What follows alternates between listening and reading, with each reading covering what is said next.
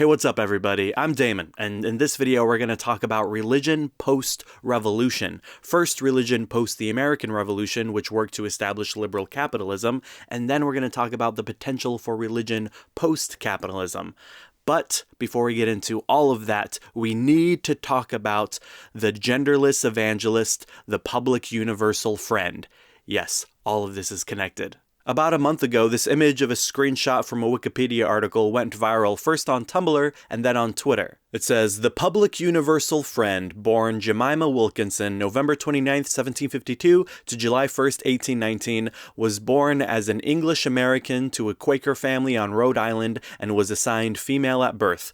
This person suffered a severe illness in 1776, age 24, and reported having died and been reanimated by the power of God as a genderless evangelist named the public universal friend. The friend refused to answer any longer to the previous name, Jemima Wilkinson, quoted Luke 23:3, 'Thou sayest it,' when visitors asked if it was the name of the person they were addressing, and ignored or chastised those who insisted on using it.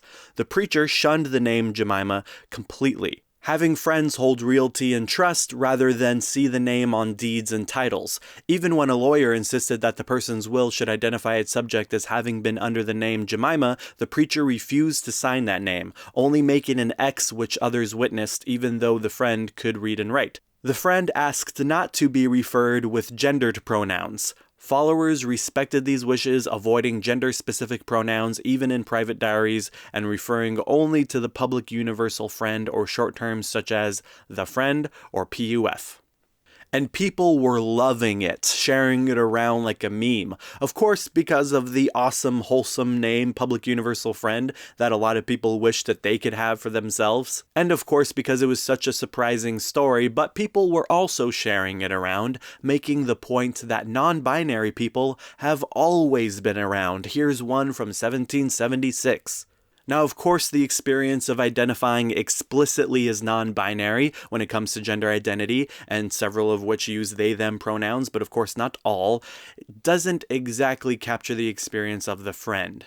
But we can sincerely say that this is evidence of a long history of people who had the sense that they did not fit in to traditional masculine and feminine roles, and actively challenged those binaries, and even some went as so far to no longer identify with the gender assigned to them at birth. But it seems like what we see for the friend going genderless was more about the identity markers that the friend was rejecting, more than it being about a new identity that the friend was embracing. The friend even went by he/him pronouns at times, but I imagine if you were to call the friend a man, the friend would reject that. I'm sure the he/him pronouns were used as a way of making the point that the friend was definitely not a woman. Sometimes people have actually called the public universal friend the first American-born woman to found a religious group, but it's a little difficult to give that title to the friend because the friend didn't identify as a woman. But we can praise the friend for leading several women to also preach and prophesy and renounce traditional female roles by refusing to be a wife and mother and choosing to be celibate. Their choice to be celibate was rooted in their choice to dedicate all their time and energy to leadership roles in their community. It was also interesting for me to see people who identify as very hard materialists who don't buy into any of this religious and spiritual stuff also sharing this image and even using the name Public Universal Friend for themselves. This is clearly a very religious story from a very specific religious tradition, and this story really did happen. And for those of you who enjoyed this story but were a little uncertain of how to feel about the possession parts of the story, let's talk about that for a bit. Spirit possession is actually a lot more common than people realize, and before I talk about how, please try to avoid imagining exorcism movies when I say the word possession. That's fiction based on the actual phenomena of spirit possessions, but it's actually way more complex and less spooky. In the book Religion, Altered States of Consciousness and Social Change, the anthropologist Erica Bourguignon surveyed 488 cultures and concluded in 90% of those cultures, forms of religious trance and or religious possession took place with some regularity. It would be a mistake to just brush these cultures off as primitive and try to explain it away that way. It turns out smart, educated people can still participate in trance and spirit possession rituals. In his book, Spirit Possession and the Origins of Christianity, that I got a lot of this from, really good book by Stephen Davies, he wrote this very mind-blowing paragraph for me. He said, "Possession is not a fiction, not a pretense, not a kind of folk belief. Possession is a powerful psychophysiological experience that is so widespread in human cultures that the potential for the possession experience is part of the genetic inheritance of all people. To put it bluntly, if you do not occasionally become possessed, it is because you have not placed yourself in circumstances where the achievement of the possession state is possible. Similarly, the potential to have an LSD experience is genetic, but if you do not take LSD, you will not have the experience." Now, that isn't to say possession as in otherworldly supernatural agents coming into your body is common when we say spirit possession is common. That's an interpretation of the phenomenon, but it still happens no matter the interpretation. This positive experience of this alternative mental state that our brains are capable of is common, and once again, positive. And historically, it has been understood as something supernatural, whether you believe it's connected to something supernatural or not. It would be a mistake to say that these people are just gullible, or these are just cases of episodes of psychosis or schizophrenia or something, and that these people just need mental health assistance. People who do experience psychosis have also experienced spirit possession, but people who experience psychosis have been in all kinds of environments where what they're experiencing, we may think they're experiencing because of their psychosis, but in reality, people who don't experience the type of mental unhealth that we associate with spirit possession have also experienced spirit possession. As Stephen Davies said, it is part of our genetic inheritance. It is another gift of neurobiological evolution. Usually, spirit possession has always taken place in a safe, contained, temporary environment led by a shaman of sorts. Sometimes, however, a spirit possession can take place apart from the shaman, in the home, away from the control of the shaman, and in those cases, a shaman or a priest or a healer or whoever has to come in and free the person from the control of the spirit through ritual and care. Usually when a spirit possession takes place in the home like this, it is interpreted as a negative spirit possession, a demonic possession. But what's funny about what's been noticed in studies of demonic possession stories is that in most cases, in demon possession across all cultures, the result is a positive effect on the possessed person, their relationships, and their status in the community. And that positive effect occurs through taking care of whatever is inside this person. And most commonly, demonic possession occurs among women and children. And when it's men who are of low status in their family or community. Stephen Davies says, instances of demon possession are to be found much more commonly among classes and kinds of persons who are otherwise unable aggressively to respond to oppression and insult. Demon possession is more often than not a coping mechanism, an attempt to solve problems resulting from unsatisfactory personal relationships by those whose social status is so subordinate that they have no other effective recourse. Children may use this means to act out aggressions toward parents. Wives may discover that a demon can express to husbands or mothers-in-law feelings and demands that could not otherwise be expressed. The anthropologist I.M. Lewis also says, possession plays a significant part in the enhancement of status. One result of possession by those spirits which we have classified as peripheral is to enable people who lack other means of protection and self-promotion to advance their interests and improve their lot by escaping, if only temporarily, from the confining bonds of their allotted stations in society. So, the social therapeutic effects of spirit possession at home that is often viewed as demonic possession are as follows. 1. The attainment of high status through a cult role. 2. The acting out of aggressive and sexual behavior. 3. The reversal of sex roles. And 4. The temporary freedom from responsibility for actions. And one more quote from Stephen Davies on this. I'm using all these quotes because they can word it better than I can. But he says, "A person possessed has immediate claim to temporary group leadership, a state of affairs that causes no difficulty in established cults. In groups still in the process of hierarchical stratification, however, the elevated statuses accorded to spirit-possessed persons will usually lead to conflict between possessed persons and persons intent upon asserting personal or titular authority." So, spirit possession is common, but I believe so many cases of spirit possession were interpreted as demonic possession because there were cases of low-status individuals claiming authority over high-status individuals by speaking up for themselves. And that even makes me wonder if some demonic possession reports were simply just a wife or a child or a servant reaching the end of their patience and finally sticking up for themselves, and the man was just like, they must be possessed or something. But I believe in the majority of these cases of spirit possession that occurred at home were individuals who reached such a high level of stress as a result of their social oppression that something shifted in their brain and opened up an alternate stream of consciousness and then proceeded to take over their body as a form of survival, and announced itself as whatever would gain them the authority to actually finally handle their issues, whether as a demon, an angel, a god, a messenger from God, an ancestor, or whatever.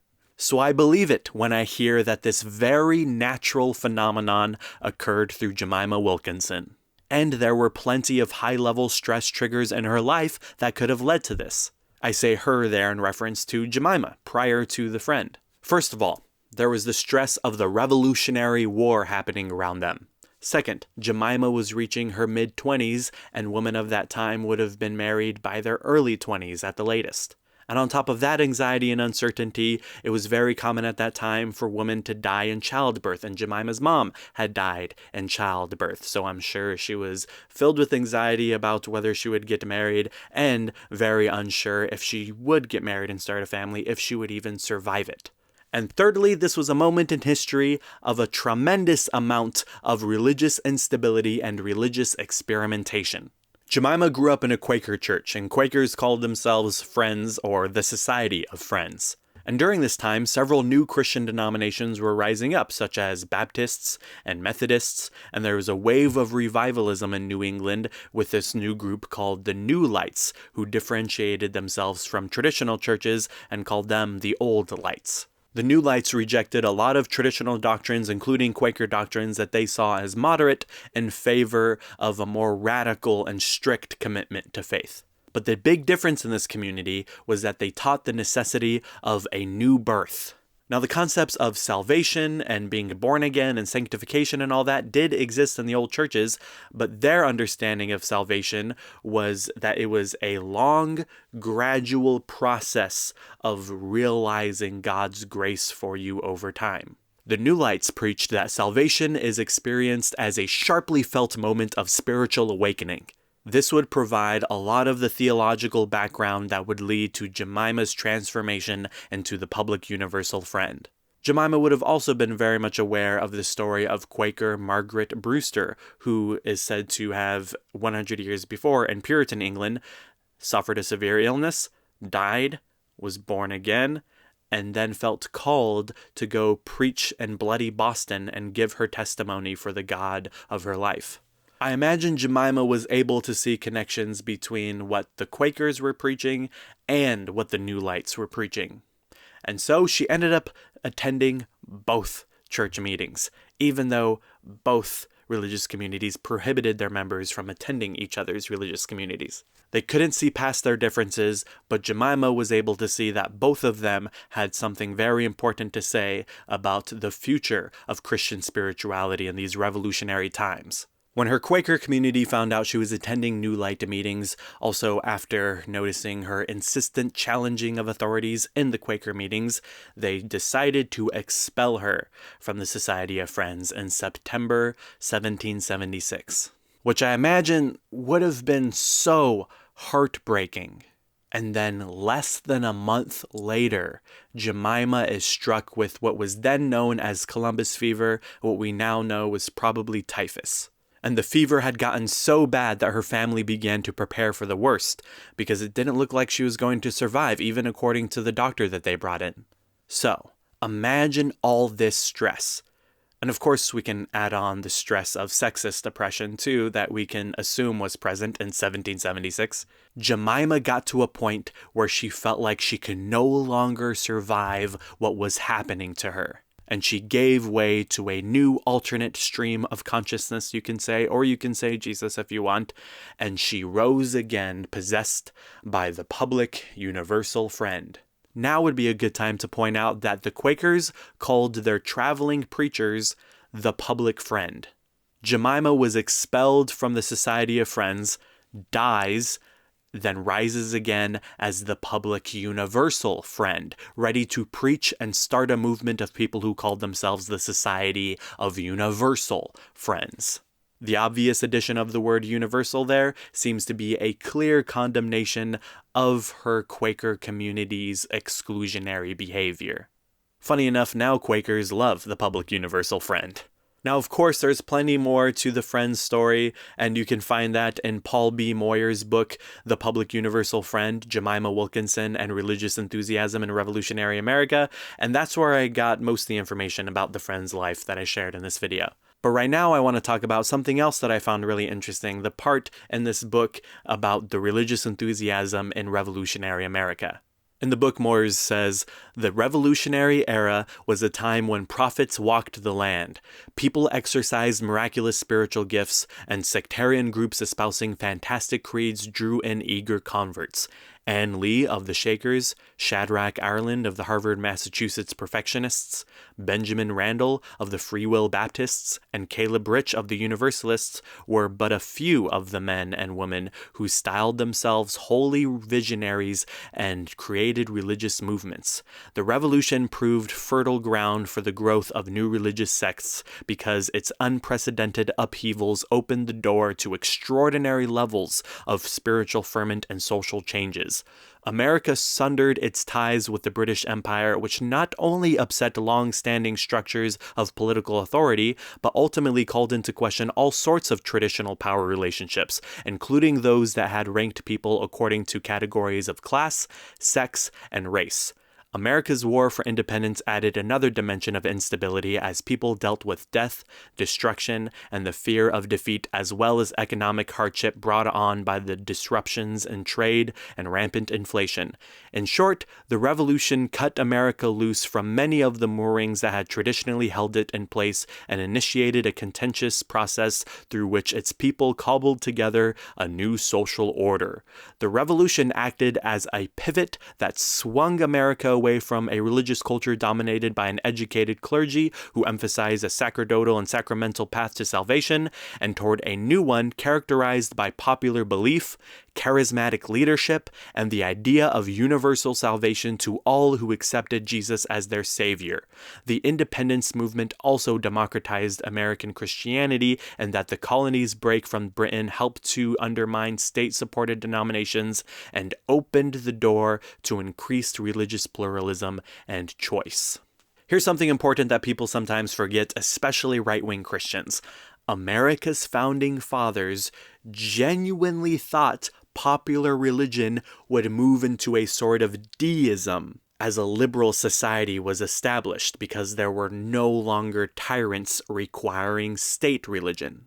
But instead, there was an overwhelming wave of religious experimentation, adaptive to the changes in culture. And with the rise of all of these new religious choices, politicians retroactively redefined the concept of religious freedom. Not the original understanding as freedom from religion enforced by tyrants, but as freedom to embrace all the new religious expressions popping up everywhere. And lastly, Moyers says, the Universal Friends ministry parallels these broader trends of religious change and revitalization. Jemima Wilkinson, like many of the holy visionaries of the Revolutionary Era, had no formal theological training, and her story illuminates a process by which lay people overturned the authority of the clergy and not only took charge of their religious lives, but created new religions. And so this new American Christianity, free from the control of the Vatican, free from the control of the Church of England, and free from strict Puritanism, was a Christianity that was of the people, by the people, and for the people. But that American democratic sensibility was not inspired by the Founding Fathers' religious values. It was inspired by their deist secular values, and then in response, religion in revolutionary America adapted and mirrored the changes that were going on at a secular level. And then, after that, the American secular government after the Founding Fathers were inspired by democratic Christianity. And since then, politicians have always tried to make it seem like America was built on Christian values. But there was this window of time where religion changed because it was inspired by the revolution, during which those responsible for that revolution thought religion would just fade away. And interestingly, these days, as we've progressed as a society and are now prepared for another economic system to transition from liberal capitalism to socialism, and then eventually could transition into communism, anarcho-communism, or syndicalism, or whatever, a lot of people believe that that is only possible through another revolution. And a lot of people who believe this happen to also believe that religion will just fade away post-revolution. Some even believe we will have to actively abolish religion, which I think is a strange position for an egalitarian thinker, in my opinion. But I even think it's strange that people want to make the mistake of believing once again that religion will just fade away once we abolish our current religious power structures. But religious power structures exist to create barriers, both positive and negative, to illuminate religious paths for religious people. The religious power structures don't make people religious. And getting rid of present religious power structures would simply result in those barriers being opened up so that we can participate in religious experimentation once again. The atheist philosopher and brilliant researcher Laurent Schultz has done a lot of research on what makes societies less religious and more atheistic, particularly in his book Practicing Safe Sex, Religious Reproduction in Scientific and Philosophical Perspective. And based on his research, he says we often see belief in supernatural agents decreases when we have these four major things. And we see belief in supernatural agents increases when society doesn't have these four things or it takes away some of these four things. The first one is education, which I'm sure is the most obvious, being able to understand things from a historical and scientific perspective, and also making sure that education is easily accessible to all people in society. The second is existential security, which means people believe that their country and their livelihood is not under threat. So that can take place through providing things like healthcare, living wages, ending these wars. The third is freedom of expression. Of course, being able to share what you actually believe or don't believe without fear of getting in trouble for it. And fourth, pluralism, the exposure to diverse beliefs and values and cultures and worldviews. When those four things increase in a society, belief in supernatural agents decreases and religion decreases. But here's the thing. I believe we should increase all those things as well. I also believe we should increase those things with the full knowledge that it would lead to decrease in religion, because even though I'm a religious person and I fully affirm all my religious friends and family out there, there's also a lot of religion that needs to go away. Like religion that is intertwined with right-wing politics, of course, but also religion that is based on belief in a supernatural agent that is an angry God. Really, what I believe really decreases when those four things increase in society is belief in supernatural agents that are really just projections of ourselves. Let's abolish all of that religion. And some may be uninformed to think, well, that covers all religion then. But it actually doesn't. I believe there is something deeper that calls upon us underneath all those projections of God that we create to cope with our uncertainty about that which calls us beyond ourselves. And the result of the decrease of all this problematic totalitarian religion will lead to religious experimentation, which I can't wait for. After all, this channel is about the future of faith. And so I believe a post-revolution religious landscape will include some cults trying to cling on to tradition and some cults just simply reacting to those cults of tradition. But we'll also see fresh and innovative ways of approaching faith and spirituality, where we will have a different understanding of what we mean when we say things like God and prayer and faith and salvation and church and all that. And I believe it'll also include figures like the public universal friend, challenging our rigid boundaries, including our rigid gender binaries. And post-revolution religion will also be led by people who actually do explicitly identify as non-binary. Shout out all the NBs in chat. And I believe another reason so many of us were so excited to discover the story of the public universal friend is because we are all ready for change. We're all ready for a great emergence of a new, fresh, and innovative faith that God, whatever you believe God is, has been pulling us toward for a long time. Thank you for watching this video. Make sure you subscribe and check out all the other videos on my channel like this one. Also, make sure you follow me on Twitch, twitch.tv/whoisdamon, where we can talk about this stuff in a more freeform and interactive way. And if you'd like to support me, please support me on patreon.com/Damon Garcia. Appreciate every single one of you that support me over there. So shout out my patrons before we end this video. We got Keith Wetzel, Blake the Bold, Stephen Harp, Ranger Jenny, Refined Your Scene, James Finlay, New Transcendentalist, Kristen Mouse, Mike Togman, Peter John Blake, Mimi McGann, Callie, Onion, King and James, and Tammy D, and everyone else. Appreciate every single one of you. Go support me on there if you haven't already. And I'll see you in the next video. Bye-bye.